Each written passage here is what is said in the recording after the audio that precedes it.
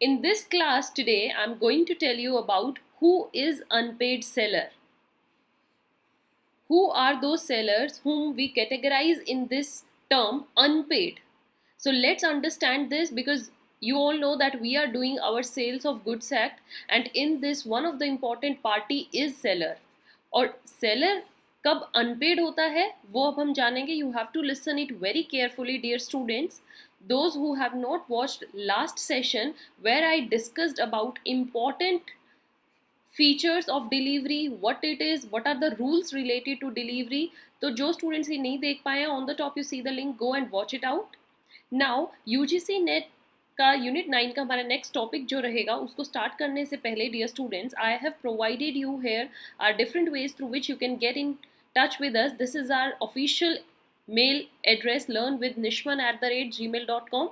You can connect with us through this, or you can call us on 888-208-9998 without any hesitation, and we will respond you as soon as possible. Now, what exactly is unpaid seller?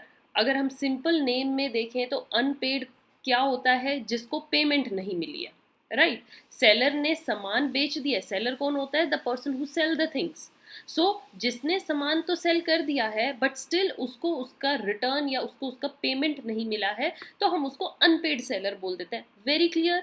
So seller is deem to be unpaid कब होता है? इन दो conditions में हम seller को unpaid seller बोलते हैं. ध्यान से देखना है. The same way you have to write in your examination. So whole of the price has not been paid, जब सारा का सारा प्राइस सेलर को ना मिला हो, या फिर अगर उसको बोला गया हो कि आपको प्राइस मिलेगा, स्टिल वो पेमेंट अभी तक सेलर को नहीं मिल पाई और इस वजह से he has the immediate right of action. वो एक्शन ला सकता है, भाई मेरा पैसा मुझे दीजिए. तो हम उस केस में सेलर को अनपेड कैटेगरी में डालेंगे. Next students, it could be bill of exchange और other negotiable instrument was given as payment but the same has been dishonoured. कि अगर बाय चांस क्या होता है, कई बार कैश नहीं देता है बायर, वो क्या दे देता है सेलर को? बिल ऑफ एक्सचेंज दे दिया, चेक दे दिया. नेगोशिएबल इंस्ट्रूमेंट्स क्या होते हैं? Cheque, bill of exchange, pro note. So I have also made a deep playlist of negotiable instruments on my other channel. जो भी स्टूडेंट नेगोशिएबल इंस्ट्रूमेंट से related information चाह रहे हैं तो मैं ऑन द टॉप आपको लिंक प्रोवाइड कर रही हूँ. This is about the playlist of negotiable instrument act. आप जा सकते हैं और इस प्लेलिस्ट में आपको डीप इंफॉर्मेशन, हर प्रकार का जो भी नेगोशिएबल इंस्ट्रूमेंट होता है उससे रिलेटेड आपको इन्फॉर्मेशन मिलेगी. तो ये भी आप जाइए और चेक कीजिए. Now coming back to the topic, suppose कीजिए बायर जो है वो सेलर को पेमेंट की बजाय कोई चेक दे देता है, बिल ऑफ एक्सचेंज दे दिया. तो वहाँ पर क्या हुआ? जब सेलर ने उस बिल ऑफ एक्सचेंज या चेक को एनकैश करवाने की कोशिश की, मीन्स जब वो उससे पेमेंट निकलवाने गया तो वो चेक या बिल ऑफ एक्सचेंज डिसऑनर हो चुका है. डिसऑनर मीन्स या तो वो आउटडेट हो गया है, ऑब्सलीट था, व्हाटसोएवर. तो सेलर अपनी पेमेंट नहीं रिकवर कर पाया. उस केस में भी सेलर अनपेड कैटेगरी में. आपने उसके साथ धोखा किया, आपने ऐसा चेक दे दिया जो आउटडेटेड था, आपने चेक दिया, आपके अकाउंट में ही पैसे नहीं थे. So these are the things through which we can say that seller becomes an unpaid seller. Now we will see what are the rights of unpaid seller. एक सेलर है जिसको उसकी पेमेंट नहीं मिली है, तो उसके पास ऐसा क्या क्या राइट है जो sale of goods act provide करता है. Students you can make your own notes क्योंकि इससे रिलेटेड क्वेश्चन यूजीसी नेट में आया है. Rights of unpaid seller. तो क्या क्या राइट है? The very first is right of lien और रिटेंशन. लियन एंड रिटेंशन को हम यहाँ पर डीपली डिस्कस करने वाले हैं. नेक्स्ट जो हमारा टॉपिक अब रहेगा वो यही रहेगा in this session, and in coming sessions we are going to discuss all these rights one by one. तो अभी सिर्फ आप राइट्स देख लीजिए. राइट ऑफ लियन और retention, right of stoppage in transit, simple meaning transit में अगर सामान आप उसको स्टॉप कर सकते हो. रीसेल का आपके पास राइट है, अगर आपके पास सामान अभी भी पड़ा ही हुआ है, पेमेंट नहीं आई है, तो आप रीसेल कर दीजिए. या right to withhold delivery, delivery को भी रोक लीजिए. वन बाय वन डिस्कस करते हैं. राइट ऑफ लियन या रिटेंशन क्या होता है? देखिए, it can be exercised on the goods for the price while he is in possession until the payment of price of such goods. जब तक आपको प्राइस आप या आपके गुड्स का पैसा आपको नहीं मिला है तो आपके पास राइट है कि सामान को आप रिटेन करके रखिए, उसको आप किसी को मत दो.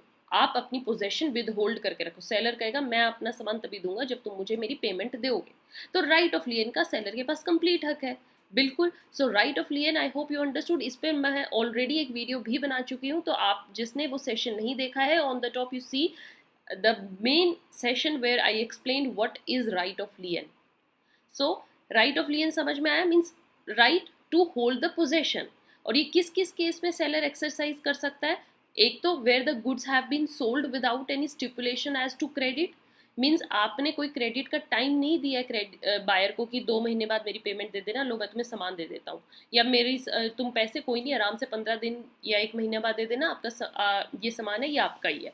तो आपने ऐसा सच कुछ कोई टर्म कंडीशन नहीं रखी है। Next, where goods have been sold on credit but the term of credit has expired, जहाँ पे ऑल्दो आपने टर्म ऑफ क्रेडिट पे सामान बेच दिया, like you said this I am selling these goods and you can make me payment after 1 month, now that 1 month has expired, 1 महीने का time भी एक्सपायर हो गया, तो देखिए अब तो आपकी पेमेंट करनी बनती है बायर को, है ना। तो बायर आपकी पेमेंट अगर स्टिल नहीं कर रहा है तो आप उस सामान को अपने पास रख सकते हो, you can hold your possession.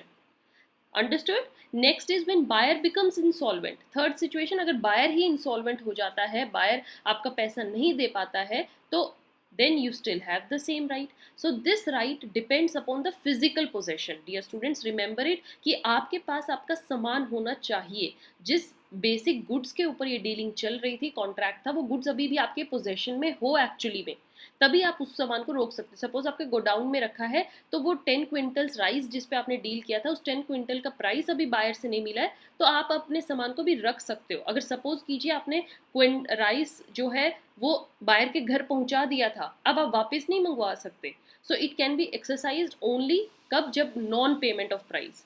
इस सिर्फ नॉन पेमेंट ऑफ प्राइस जब होगा तभी आप इस राइट को यूज कर सकते हो। Coming to the next thing students, this right is terminated under the following circumstances. किस किस केस में राइट ऑफ लियन को आप एक्सरसाइज नहीं कर सकते? मीन्स सेलर जो है वो सामान को पोजेस नहीं करेगा, सामान को अपने पास नहीं रख सकता।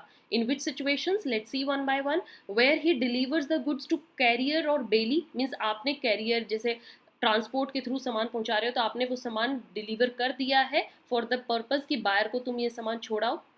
Secondly, where buyer or his agent lawfully obtains possession of the goods, जहाँ पर बायर या फिर उसके एजेंट ने सामान को होल्ड कर लिया है, अपने पास मिल गया है उनको सामान। Next, where seller has waived the right of lien, right, seller ने ही अपनी तरफ से राइट ऑफ लियन को वेव कर दिया कि कोई नहीं, मैं अपना राइट ऑफ लियन एक्सरसाइज नहीं करूंगा। So once you have waived, you can not exercise it again. Next is by estoppel. Estoppel also one of the thing we have explained it in deeply. You can understood it by the above given link. Go and watch it out. So with this, dear students, I wind up this session. I hope you understood the term what is unpaid seller means and who are the people who come in this category. We understood the right of lien, and in next session I'm going to make you understand different rights of unpaid seller. Till then, keep watching. And you can freely call us, you can freely send your queries through this mail, and follow us on Telegram for more updates. Keep connected. Don't forget to subscribe. Have a nice day. Thank you.